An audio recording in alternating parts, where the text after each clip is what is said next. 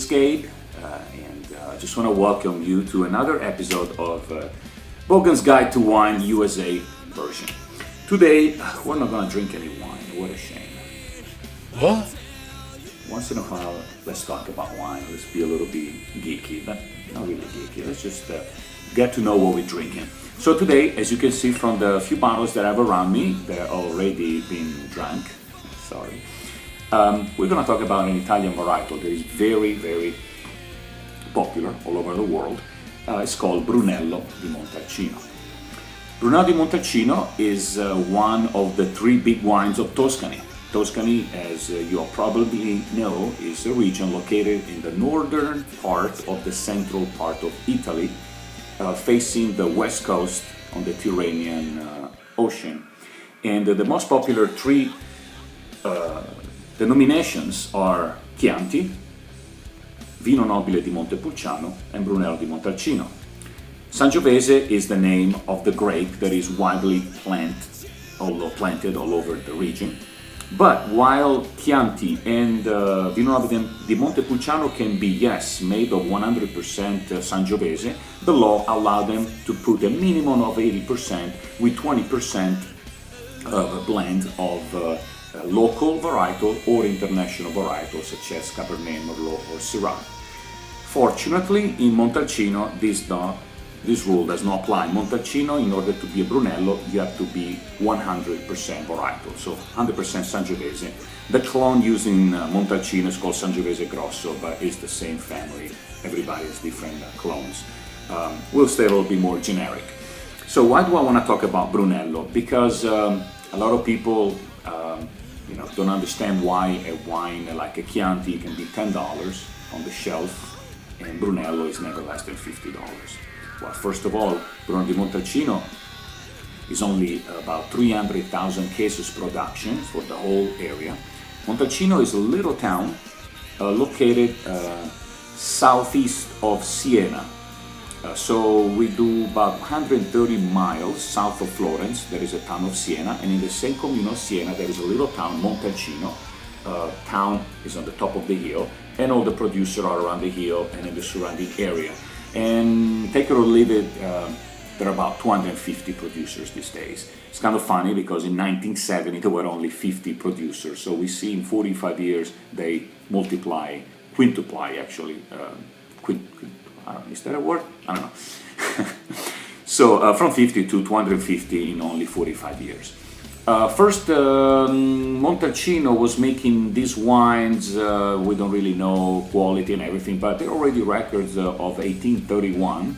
But the first real modern Brunello di Montalcino, as we know it, has record to be made in 1888 by Ferruccio Biondisanti. Biondisanti is still a great producer these days. He's the great-grandfather of Brunello, highly respected by everybody. And so on and so forth. We go a few hundred years ahead and we end up in the modern era. But certain things is nice when they don't change. Because Brunello, in order to be Brunello, has to have a few things. First of all, of course, you have to be for the commune of Montalcino. You need to make a wine that is 100% Sangiovese. And the aging has to be for a regolare, because it's divided into categories, regolare and Reserva. While the word Reserva in some parts of the world doesn't mean anything, private cuvée, proprietor, special select, these are all nice, colorful names, but they don't mean anything. But in Italy, France, and Spain, these are very important words. You cannot just use reserve or Grand Reserve. It has to be a reason why you use it. In this case, regular Brunello has to age for 2 years in oak and 1 year in the bottle before release. And the Reserva, 3 years in oak and 2 years before release. Some producers like to keep their wine 5 years in oak and 4 years in oak, or 5 and 5. Is up to the producer if they feel to hold the wine back. But the minimum is always 50 months and 1 year on top of the 50 months for the Reserva. Why Brunello di Montalcino is so popular and why it's so good? Brunello di Montalcino often has been associated to be part of the family of Pinot Noir, Tempranillo, and Nebbiolo. They're all very different wines, but they have a few things in common. These varietal do not have the blue in their color spectrum. So if we put a glass of wine and we put it over a white piece of paper, we will see the absence of blue. So we have the blue-purple in Cabernet, Shiraz, Merlot, other varietal, Cabernet Franc. But these wines are pretty thin, clear, they're never dark, and you can read through it, a newspaper, through the glass. That usually is the way I like to drink my Nebbiolo or Montalcino, 100% Sangiovese Chianti. A few other things about Brunello di Montalcino. There are a lot of speculation about what happened a few years ago about some producer putting other varietals other than Sangiovese, but that is just a handful of producers, and that has nothing to do with the real heart and soul of this beautiful region and these magical wines. They go great with roasted meat. Tuscany has a lot of seafood on the coast, but as soon as you go into the inner land, you will find a lot of wild boar, pheasant, deers, and definitely cow, especially the Chianina, which is a popular Tuscan cow that grows only in Tuscany. So if you wanted a plate of pasta with meat, Montalcino will be great. If you have some fish, I would not recommend it.